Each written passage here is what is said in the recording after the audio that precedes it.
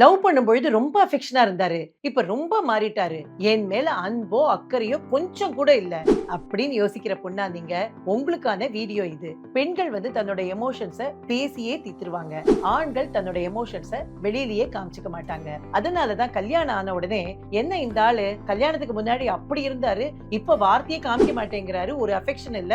இப்படி நம்ம பெண்கள் யோசிக்கிறோம். ஆனா ஆண்கள் அப்ப என்ன யோசிக்கிறாங்க? எனக்கு பொறுப்பு வந்துடுது. இனிமே நான் இந்த குடும்பத்துக்காகவும் என் குழந்தைக்காகவும் சம்பாதிக்கணும். இதுக்கு என்னதான் தீர்வு? கம்யூனிகேஷன் தாங்க தீர்வு. காலையில எந்திரிக்கிறோம்ல, சும்மா 2 பேரும் உட்கார்ந்துட்டு 10 நிமிஷம் 2 பேரும் மனசை விட்டு பேசுனீங்கன்னா உங்களுடைய ஈகோ எல்லாம் பறந்து போயிடும். அதாவது காஃபில கிடைக்கிற புத்துணர்ச்சியை விட காதல்ல கிடைக்கிற புத்துணர்ச்சின்னு ஒண்ணு இருக்கு பாருங்க, அது ரொம்ப பிரில்லியண்டா வேலை செய்யுங்க.